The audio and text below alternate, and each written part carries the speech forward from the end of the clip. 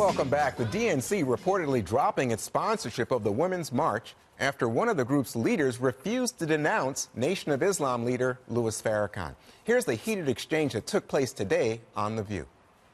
I didn't call him the greatest of all time because of his rhetoric. I called him the greatest of all time because of what he's done in black communities. I don't agree with many of Minister Farrakhan's statements. Specifically about Jewish people. As I said, I don't agree with many of Minister Farrakhan's statements. Do you condemn them? I don't agree with these statements. At the end of the day... You won't condemn it. No. To be very clear, it's not my language. It's not the way that I speak. It is not how I organize. I should never be judged through the lens of a man. So what you saw there, by the way, that was Monday, not today. But what you see there is representative of a larger movement away from the march by Southern Poverty Law Center, Emily's List, Human Rights Campaign, National Abortion Rights League, Center for American Progress, all these left-leaning groups that had supported the march. Remember, they turned out millions in the immediate aftermath of the inauguration, pulling away. What do you make of this? Well, credit where credit is due, right? Good for them for disassociating with the Women's March, and especially individuals who are anti-Semitic, right? And Meghan McCain did an awesome job in that interview in really holding her feet to the fire, Malika, and asking for an explicit condemnation, and Malika refused to give Meghan and the country that. So I think that is a big problem. And the left has a Louis Farrakhan problem, and they also have a problem with some anti-Semites among the group. You even have Maxine Waters, who was, there's a video recently of her hugging Louis Farrakhan. She is the chairwoman of the Financial Services Committee. It shouldn't be that hard to condemn a guy who says that Jews are termites and compares them to Satan. It really shouldn't be that hard.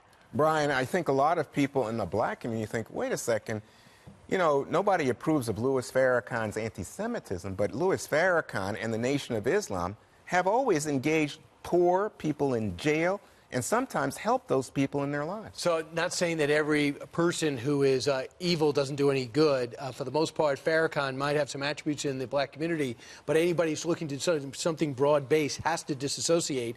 And for them to go on The View and think that they can make these statements and not make clearly let it be known, hey, for example, he does things in the black community, but I am not for his anti-Semitic behavior, his anti-white talk.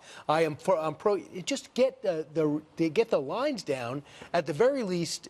She was not prepared to disassociate herself, and now a march that had 550 sponsors is down to half that and might not even take place on Sunday. It's unbelievable that being friends with Louis Farrakhan can destroy a life, a career, a program, and in this case, a woman's march. Is it worth it? Well, that's a question, but I think it's very difficult for people who are trying to achieve solidarity as part of the anti-Trump resistance. But, Dana, the question then becomes, if this is about race, what about what's going on with Steve King this week in the Republican ranks? You saw them pull committee assignments from him, but he's not being forced out. He's not being thrown out of the Congress. Well, but I mean, I don't. How would they do that, right? So he's been elected. They can say they can do as much punishment as they could can. Expel him.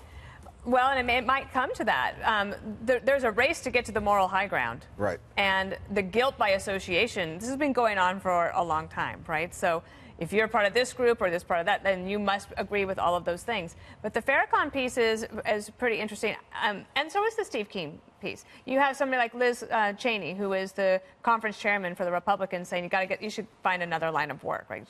They're drawing a line in the sand. And I feel like maybe the Democrats smell blood in the water. Like, they want the Republicans to hurt because of Steve King. But then the Republicans could turn around and say, well, what about Louis Farrakhan? And then, where does it end?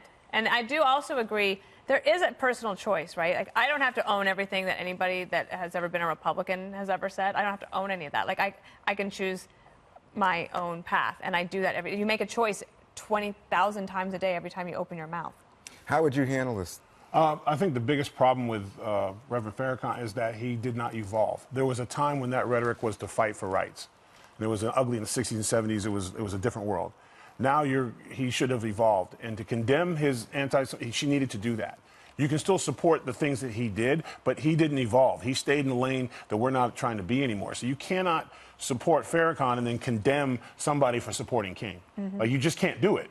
If a guy wants to be pro-white and he wants to say bad things about African Americans and Jewish people, but he's really good at balancing the budget, they'll see them make that argument, and you can't do that because he's white. It's the same thing. We've come a long way. It's the same playing field now. a lot more than it was 30 years ago when that rhetoric and his fight and his vigor was important to the black community. He needed to evolve. He should have been changing the way he's speaking now, because it's a different world now, and you can't ask for change if you're not willing to change. You know, sorry, I was just going to say real quick before Twitter or media comes after me, Tamika Mallory, I said the wrong name, so I apologize. I know I'm wrong. If other people are going to tell me I'm wrong. I think that a lot of people agree with you. And by the way, I think the Jewish and black community were at the forefront of the civil rights era, so I don't know if that's changed, but I think that this is a cult group in many ways. I mean, they come out outer space and stuff, but it's a problem now. Up next, 2020 Democratic contenders using Stephen Colbert's show as a late-night launching pad to stand out from the pack of aspiring candidates. That's next on The Five.